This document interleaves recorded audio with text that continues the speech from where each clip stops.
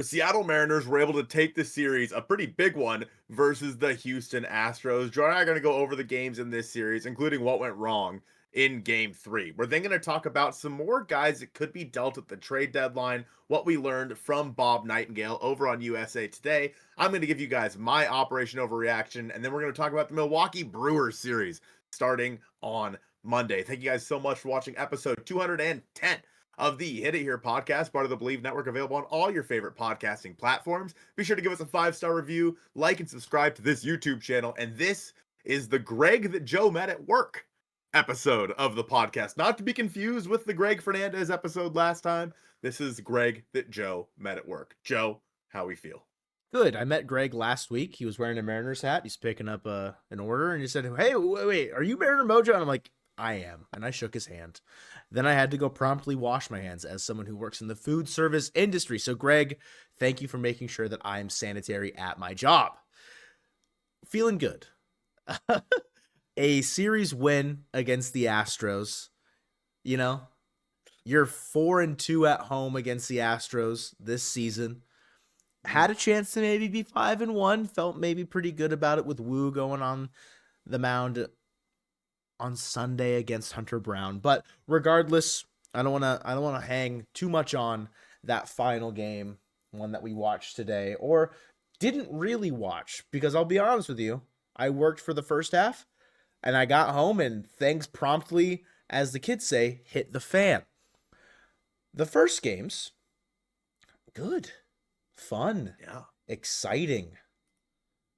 I liked those first two games. 6-1. Listen, lots to like when you beat the Astros 6-1. You know That's what I mean? true. Yeah. Not a lot of excitement for the first 7 innings ish. Could have been a 2-run home run from Randy Arozarena in that 4th inning, but was, as it seems like it happens more often than we'd like, some sort of base running mishap or shenanigan right before a Randy home run. Like, there's at least 2 other instances that should have been 2-run home runs. Instead, they're solo shots for Randy. The summer of Randy continues, but Can we talk about that moment really quick? Because I think do we want to what open up happened that there, bag of worms? I do. I think what happened there with Julio, like, obviously he was stealing on that pop up from Cal. So, like, he didn't see where the ball went. And when he got back up to run back to first, it looked like Matthews was saying something to him. Like maybe, hey, passed ball or swinging strike 3 or something like that. And that deked Julio. Yeah, And then, yeah, and Julio kind of hesitated and then realized, oh crap, I got to that's get not what back. happened. I got to go back to first base. So, like, I mean, it's a heads up play by the rookie and Matthews, in my opinion, if that's what happened. But yeah, Julio has to be better in that scenario. Yeah, a botched hit and run. It's all one. At the end of the day, it doesn't fully matter because they do end up winning the game. Had they lost this game by a run, it would probably loom a bit larger. But a 4-run 8th inning. Thank you, Hector Neris. You absolute bum. What a rally. What a way to play add-on for the Mariners in this game to help push together a good start to the second half with a first game win against the Astros. Luis Castillo, 6 2/3, 3 hits, 2 walks, 7 strikeouts. Just awesome. Awesome stuff out of Castillo in this one. A very good game 1 win. Yeah, I mean, when you look at it and how this series was going to basically play out for you, you needed Luis to go basically exactly how he did in this first game. Bummed that he wasn't able to finish that 7th inning. Looked like he was too. He was giving Dan like the side eye when Dan came out to get him. But Luis gave up 3 hits, struck out 7, walked 2 in this one. Gabe Spire came in to finish out that inning. Matt Brash came in, got a little hairy there for a second, got a little scary. But in the end, he was able to get out of that inning, and they were going to go to Munoz, but then the Mariners offense scored 4 in that 8th inning. Mitch Garver had a home run in this game. Just overall a pretty good win for the Mariners. But game 2 was the one that I think was a lot more fun. The Mariners got off to a hot start in game 2. 4 runs in the first 2 innings. They were up 4-1, and then the Astros started to rally back. Mariners up 4-1. The Astros in the 5th scored a run. In the 6th scored 3, putting them ahead 5-4. The Mariners were able to tie the game in the 8th inning off of Brian Abreu, Mm-hmm. somehow, some way. And then this game went into extras, which we know how much the Mariners like to extend extra inning games to like the 11th or 12th inning. Yeah. And we were able to come away victorious in this one with a big Cole Young hit to right field. Yeah, the walk off from Cole Young, just second of his career. The first where it's an actual hit, very exciting for him. Luke Raley, the first man out of the dugout, as per usual.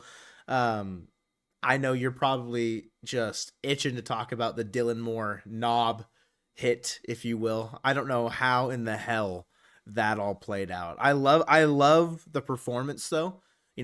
Just writhing in pain, trying to pass off I a mean, hit that by definitely pitch. still hurts. You know Well, what of I course, mean? of course, of course. But he's definitely trying to play it off that it's a hit by pitch. And then Cal just kind of says, "Oh, excuse me, just come through." And then Dylan then runs to first base. You know what I mean? Like it was a very normal baseball play when it really boils down to it. But yeah, the second game was a lot of fun. You taxed the like entire Astros bullpen. It felt like you did that in all three games. Like you Mhm. really made them work for every chance that they felt like they maybe could win this series, let alone win a game. But this felt like a true kind of dogfight where you'll probably see this same level of intensity, and as you should, in the final week of the season when they play them as their third to last series of the year. But yeah, Cole Young walk off again, very, very exciting. Bad news for the Astros in this one with Paredes coming out and hitting the injured list today, and just like him talking about how it feels worse than the last time he had a hamstring injury. So that's definitely something to take into account. Maybe something that you might be overreacting to later. Who knows? We shall see Hmm. though. But first we do have Hmm. to take care of the final game. Anything you want to touch on for game two before we move on to the final one, like Logan Evans or anything, or I just thought that there was some very interesting pinch hit opportunities in this game that Dan decided to deploy. Donovan Solano in the Obviously, sixth? But I heard stuff about Rayleigh's hand. Like, yeah. So Rayleigh dove back into first base, yeah. and it looked like he jammed a finger or something Mhm. like that. So maybe he was nursing that. But Donovan Solano, sure, whatever. I was shocked they let Dom Canzone Face Josh Hader hit. twice. Yeah, in that game. But then, of course, like you mentioned, Dylan Moore. I was like, oh, this is a great opportunity for the Mariners. Who's coming up? Oh, it's Dylan Moore. And then he promptly swings through the first two pitches, Joe. Mm-hmm. And I'm like, I hate him. Oh, I I know. hate the guy. And then I just started dying laughing because I was like, what the hell just happened? Cal with the wherewithal to just go and score.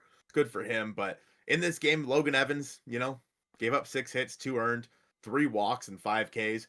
This was the game that I think that of all three, I expected to lose Sure. because it was Logan Evans on the mound. Not to say that Evans has been bad, just to say that Evans against the Astros doesn't feel as good as Castillo or Wu versus the I mean, Astros. he pitched better than his Um, counterpart, Lance McCullers. So, that is true. That he did. Dude, McCullers is crazy bad this year. yeah. But nonetheless, the Mariners were able to get that victory. Yeah, going into game three, you felt good, right? Hunter Brown on the mound. You knew it was going to be a tough pitching matchup with Brown on the mound.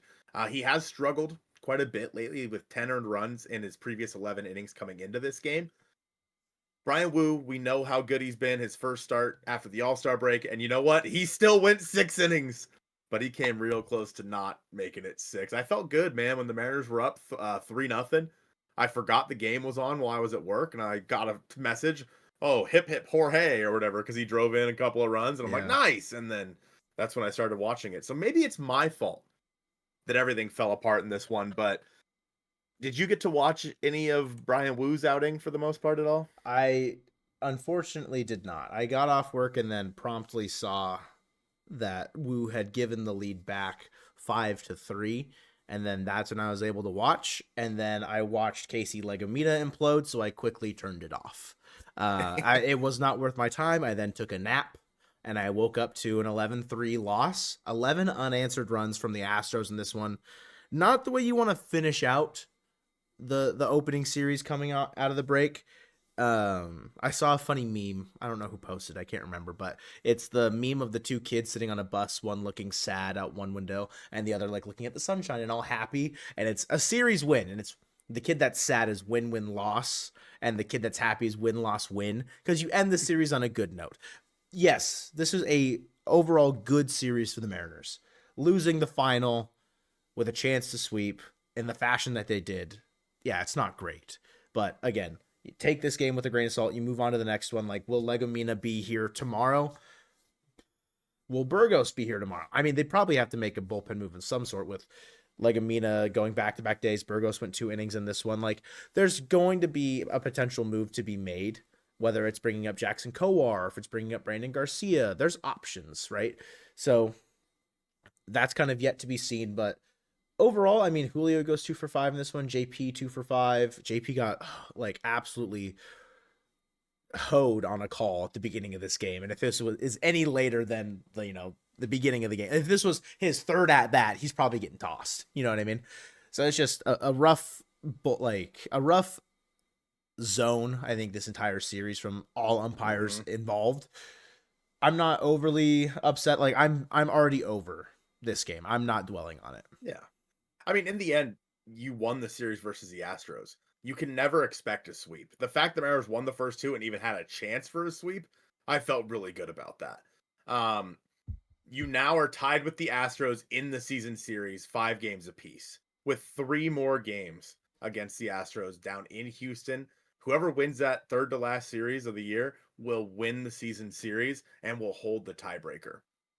And that is only possible because the Mariners won this series. Now, if they would have swept, then they would have needed to win 1 game down in Houston, but that's not the point. All right. You mentioned that maybe there might be a need for some bullpen changes. And obviously, in a video that I released on Sunday, talking about some guys that, could be available as bullpen additions in Emmanuel Clase and Cade Smith. Maybe those could be some guys the Mariners could go out there and get. But, Joe, there was a article from Bob Nightingale on USA Today that kind of rebuffed that a little bit, along with just some other notes on relievers around the game. Yeah, the main one being the Guardians plan to keep Emmanuel Clase, which I don't think should be a surprise to anybody. I don't think he's one of, if not a top 3 reliever in the entire game.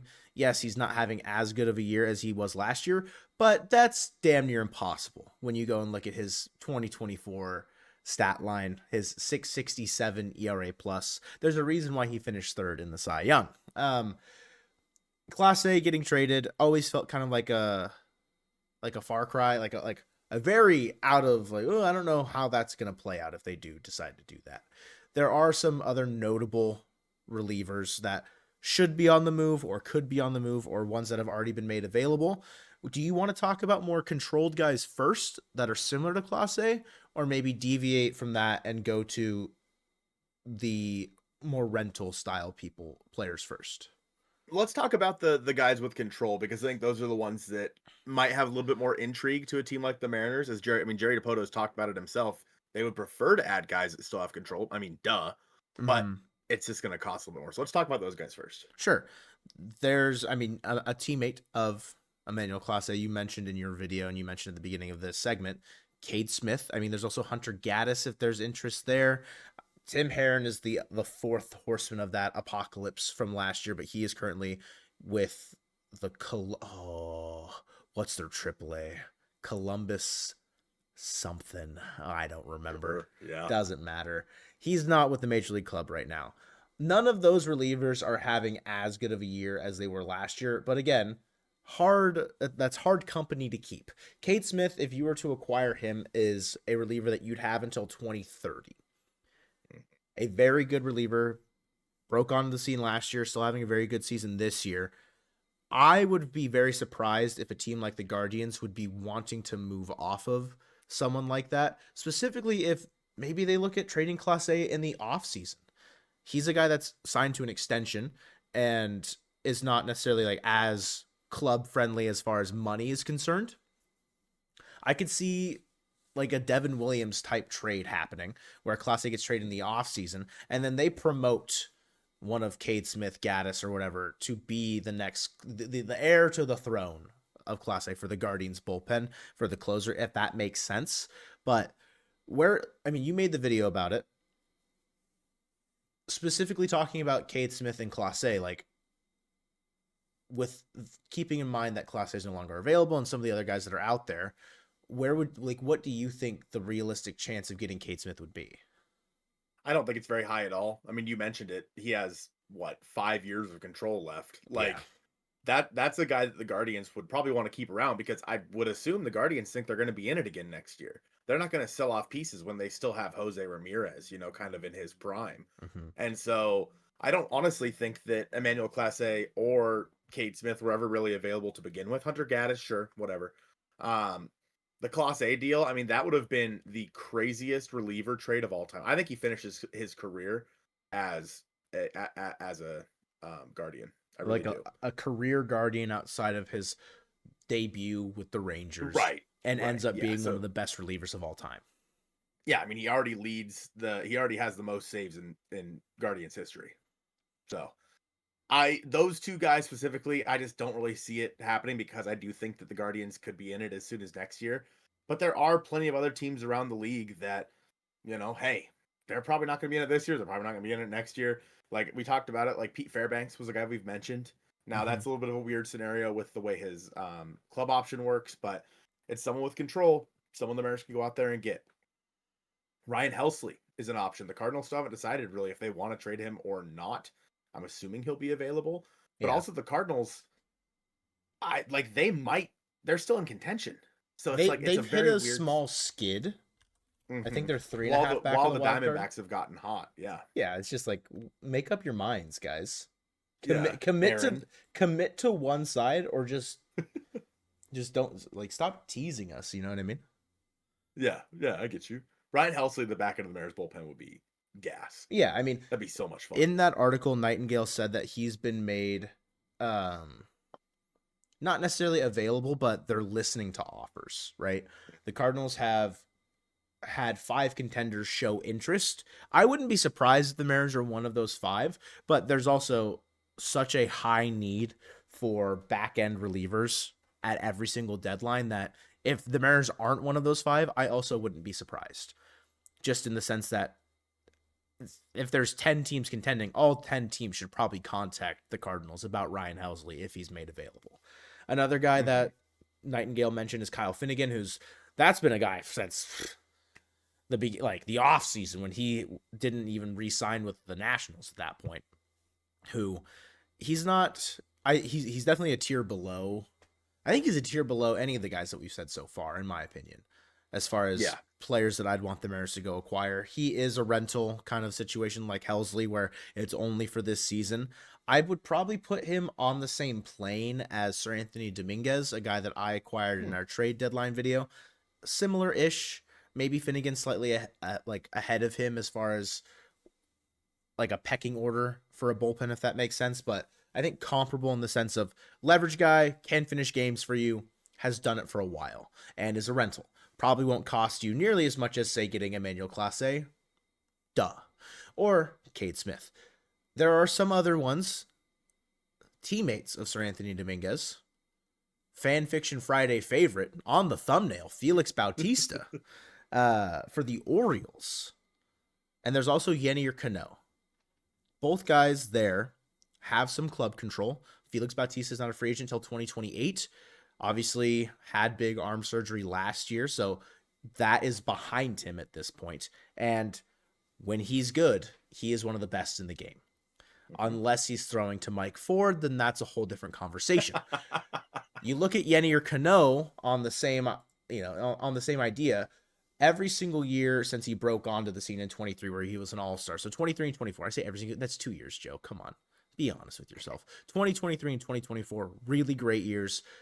Setup man, primarily in his role with the Orioles. This year is having a down year, an 84 ERA plus, compared to last year was a 122.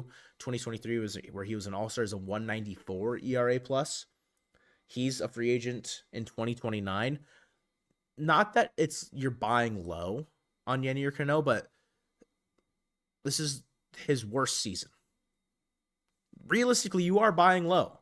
And this is a guy that you can probably get more out of for less than, say, some of the other players that we named so far. Specifically, the half-year rental like Helsley or Finnegan or Dominguez. He's definitely behind Felix Bautista, just on the idea also that he's setting up for the guy. He's not the closer. If the roles were reversed, it'd be an easy thing to kind of point out and pick.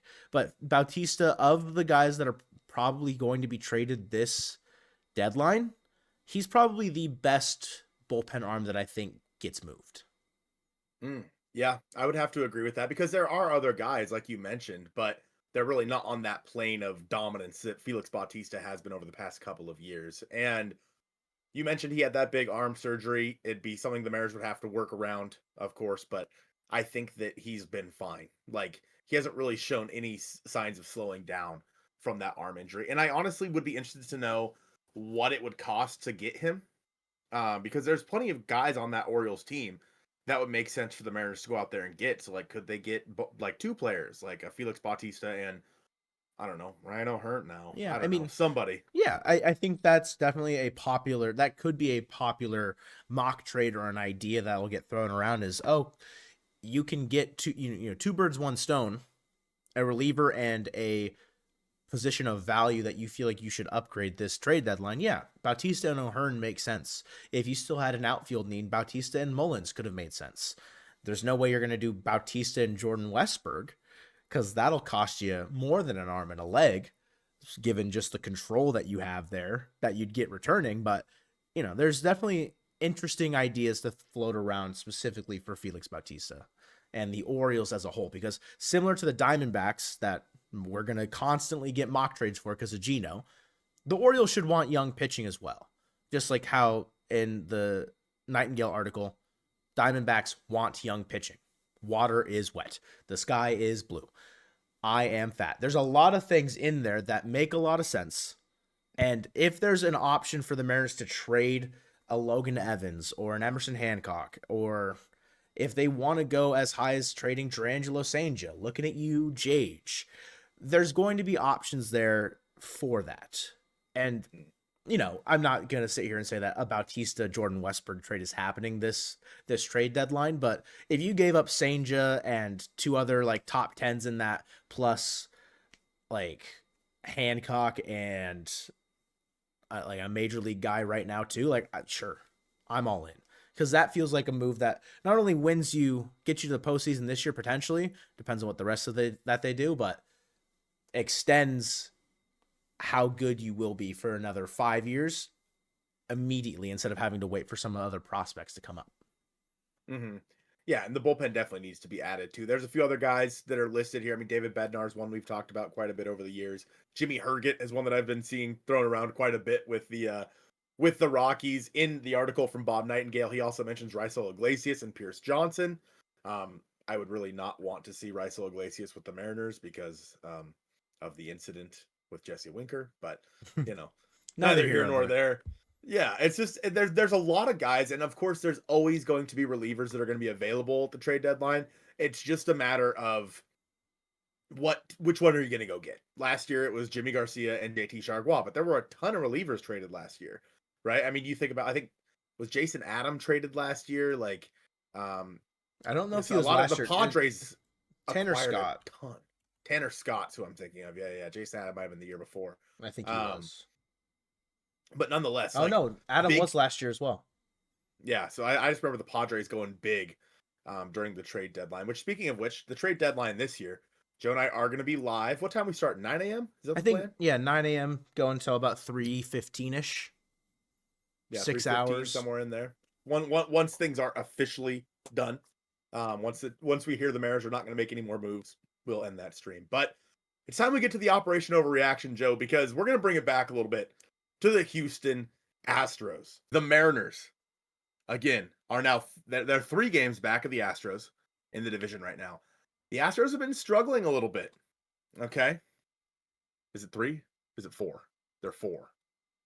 Right? Yeah, 4. My bad. They're 4 games back of the Astros in the division. We saw that the Astros just lost Isaac Paredes. Now, again, I know I would never wish injury on anybody, but the Mariners should take advantage of this opportunity with Isaac Paredes, Jeremy Pena, and Yordan Alvarez all on the injured list. Mm-hmm. The Astros have been a little bit rough lately, and the Mariners, after this upcoming Brewers series, have 15 games against teams at or below 500.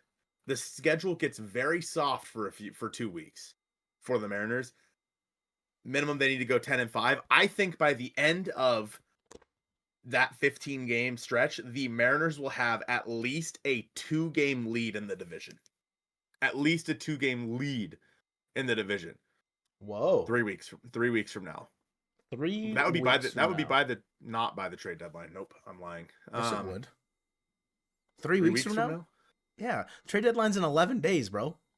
I know. That's what I'm saying. I was gonna say that would be before the trade deadline, but no, it wouldn't be. Okay. I thought you were saying the opposite of that.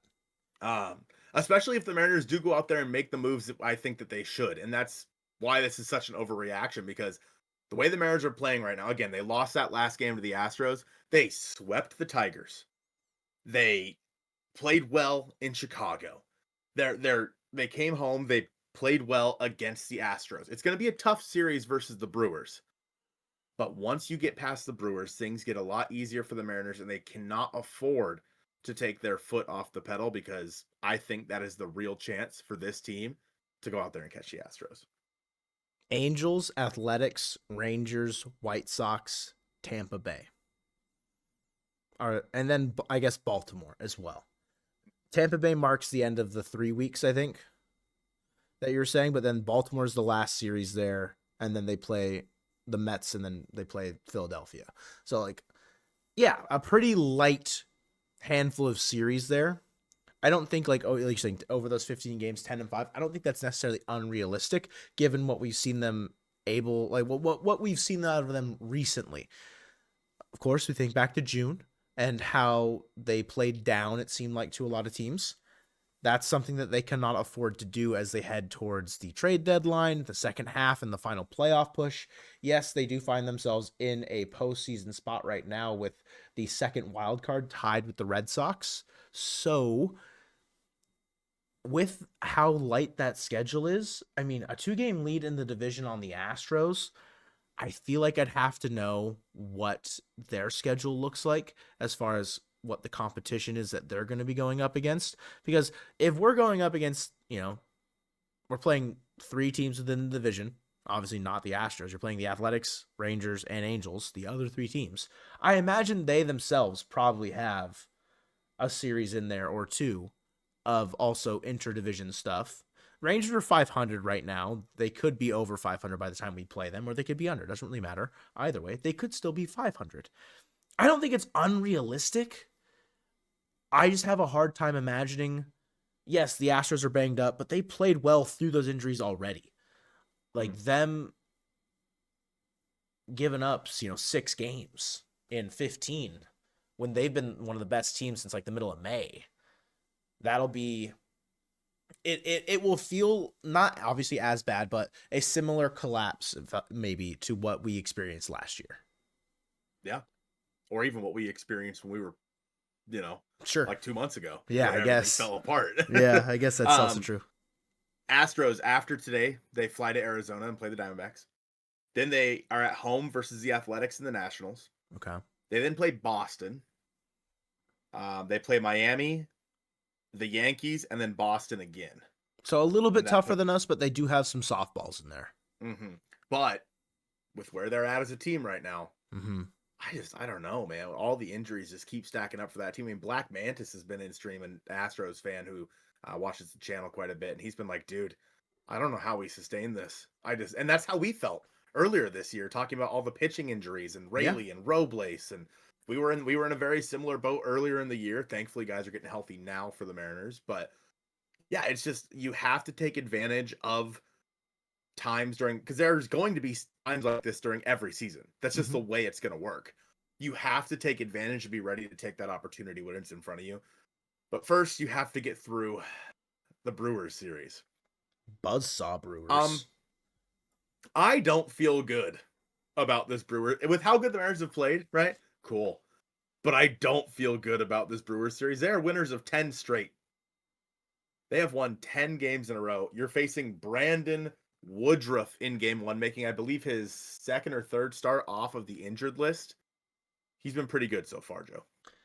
Colton, what if I told you that the Brewers have the best record in the National League? Yeah, they're ahead of the Cubs now. Well, they're tied with the Cubs. They're tied. They're tied. Cubs and the Brewers both are 59 and 40. That is what a 10-game win streak will do for you. I think it's good that they're playing in Seattle. Brewers this year 26-23 on the road compared to 33-17 at home. They're unconscious at Wow. home. You know what I mean? So that feels, I guess, a little bit better. You mentioned Brandon Woodruff, his third start. It's very, 10 innings, a 2.61 ERA. First time that he's pitched since 2023, where he only threw 67 innings. It's been a long road of recovery for Brandon Woodruff, but dude's just he's good. He is simply good. I've seen so many tweets about the Brewers and how they're doing it because I don't think they have anyone. I think the tweet is that no one in their lineup has an OPS over 800. Really? Like offensively, they are nothing crazy. Oh, let me see if I can go find it really quick. Will you detail who starting game 1 for the Seattle Mariners opposite Brandon Woodruff? It's George Kirby. Yes, I will detail that. George has been relatively decent as of late. He's 4-4 with a 4.5 ERA on the year. Versus the Milwaukee Brewers, he's only faced a couple of guys in here. Andrew Vaughn is batting 167 versus him. And Eric Haase, is that his name? Eric Catcher? Haas, he is 1 for 2. And that's it. Versus Brandon Woodruff, the Mariners, again, not a lot of guys have seen him, but Randy is hitting 400 with a home run versus him, and Mitch Garver is 1 for 4 with a home run off of Brandon Woodruff. Polanco's seen him quite a bit, hitting 429. Donnie Barrels is hitting 500 versus him as well. So some of the guys in this lineup have seen Brandon Woodruff. I think that it doesn't really matter because he's going to be a completely different guy now than what he was a few years ago. He's still going to find a way to get it done. And Brandon Woodruff was like a perennial Cy Young contender every single year. You felt really good about slotting him into the top of that Brewers rotation. And having him back is massive for that team, even if, Joe, their offense hasn't been as good. So here's a couple stats. I mean, they're from, it seems like maybe like accounts that are going to naturally dislike the Brewers. Horner MVP, if anyone is chronically on baseball Twitter, Cubs Twitter account. Investigate the Brewers. They are cheating. Lead the league in infield hits, don't hit barrels, and have no hitters with an OPS over 800. They are not that good. Meet your 18 games over 500 Milwaukee Brewers. Last team in barrel rate, last in team exit velocity, second to last in launch angle, 20th in expected batting average, third last in team expected slugging, sixth last in xWOBA, second worst in xWOBA con, first in soft hit percentage, first in infield hit percentage, first in infield hits. It's just like they are the BABIP gods maybe, and who knows how they're doing it. But they're now 19 games over 500, and it's a lot of them, the pitching has been outstanding, like you mentioned. And when we look at just overall team stats, Brewers have the 7th best team ERA with a 3.66 team ERA. Very, very good. Just behind the Astros, who I think played some of the best baseball for about 2 months, and the pitching was a large part of that. You look at team WRC plus, and the Brewers are at 101 on the year. So they are about as average as you can get, yet they are 19 games over 500 and on a 10-game win streak. The power of friendship will prevail. I'm looking at BABIP. It's not even that high. It's a 296 BABIP, 11th in all of baseball. The Mariners rank 14th with a 293. So again, nothing super crazy there. It's just hard when you look at what they've done over the last, not even the last 10 games. Like, they were a team that I wasn't necessarily writing off at the beginning of the year. I think I do this every year, though, where like I have no idea at any point where to rank the Brewers. And then somehow, some way, they just do it every single year. It feels like where they are much better than I anticipate. They're 9-0 since Andrew Vaughn has joined the team. So that's exciting for Andrew Vaughn, former top Chicago White Sox draft pick and prospect who changed the scenery, is doing well for them, I guess. It's a weird time to play them because it does feel like an outlier kind of pretender-esque run. Mm-hmm. But it's hard to deny 10 wins in a row in baseball. You mentioned it's hard to sweep. God darn it, it's hard to win 10 games in a row.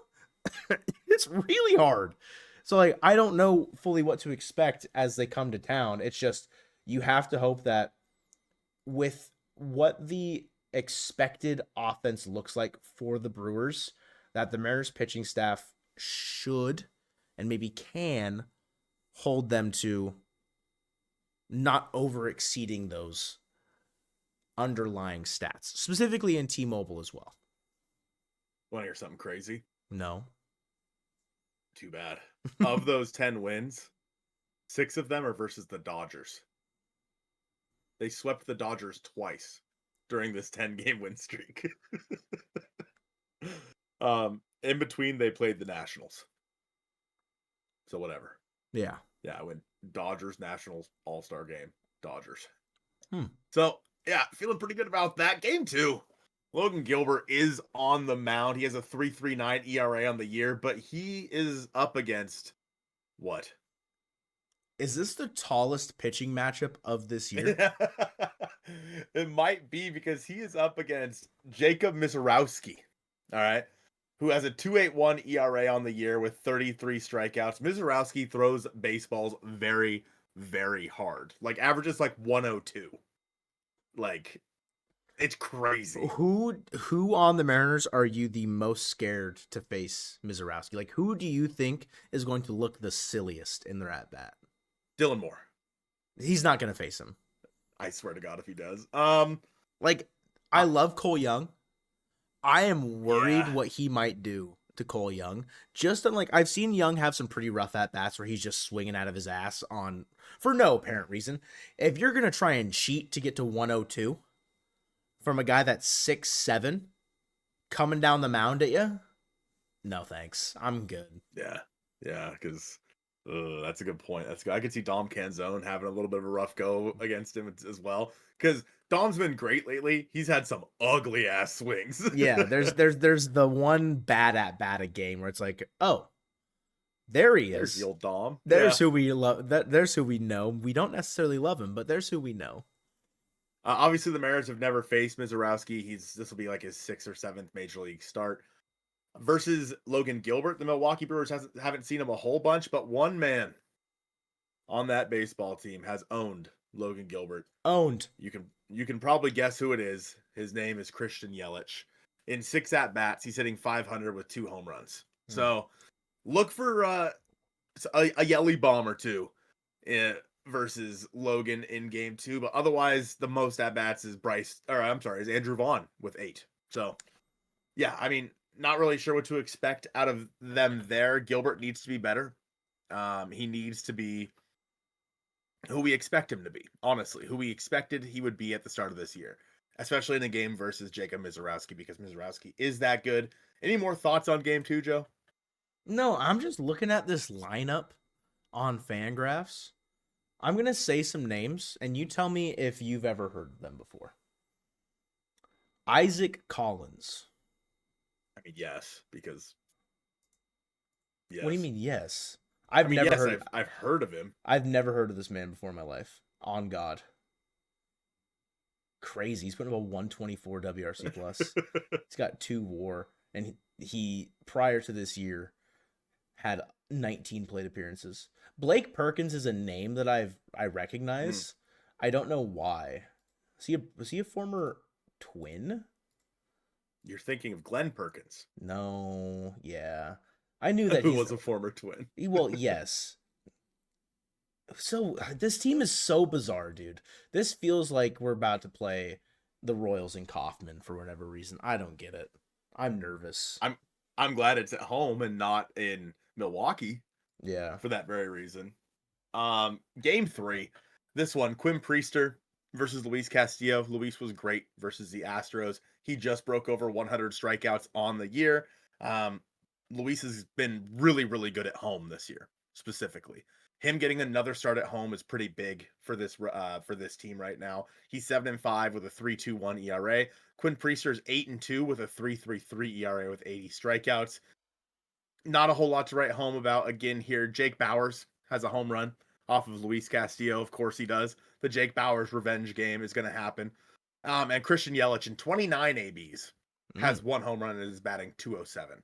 So nobody on the Mariners has ever faced Quinn Priester. So whatever. Yeah, and right-handed pitcher. I mean, Mariners are going to have their left-handed lineup in there. That game I feel decent about, at least. Yeah, I think you feel probably the best. What game do you feel the worst about, actually? Is it against Mizorowski? But you have Gilbert. I think so. But you have Yeah, Gilbert. but Logan hasn't been great. I guess. He hasn't been terrible, but he has not been Logan. Yeah. I don't know. Mean, it's hard to say. Again, this series I feel the least like I have a pulse on. It's just so much about this Brewers team has relied on their pitching being absolutely ungodly. And Priester, I mean, I don't know. In 2023, in 50 innings, he had a 7.74 ERA. In 2024, a 4.71 over 49 innings. Now down to a 3.33 with 94 innings. Like, something is evidently and has been going well for the Brewers pitching staff for a long time. I mean, Burns, Woodruff, Freddie Peralta got developed through there. Like, there's lots of guys in this kind of like Brewers pipeline that, yeah, they just keep churning out arms. Whether or not they're from homegrown or the story about how they drafted Mizorowski, they got Quinn Priester from the Red Sox. I don't know what trade that is. What trade is that? Where'd they get Freddie Peralta, Joe? Oh, I don't know. The Seattle Mariners? The Adam Lind trade comes back to bite the Mariners in the butt with Freddie Peralta. Yeah, I mean, hey, if as long as you don't get swept in this series, as long as you can put an end to this fake 10-game winning streak that's happening right now, it's not fake. Brewers fans, if you're watching this, listen, the Brewers have been going crazy style. All right, crazy style. Anyway, the Seattle Pilots are returning to Seattle to play the Seattle Mariners, so that should be a fun one as well. Pig Gray, if you're watching, this is your series, bud. This is yours. He's a guy that's commented about the Brewers every so often. Oh, okay. You don't know Pig Gray? That's crazy. Wait, is one of the words in all caps? Yeah. Okay. I know it's capital about. Pig Gray. Yeah. Mm-hmm. Okay. I know who we're talking about. Shout out Pig Gray. Mm-hmm. Yeah. Anyway, that's a really great way to end the podcast. Thank you guys so much for watching episode 210 of the Hit It Here podcast. We'll talk to you soon, and go Mariners.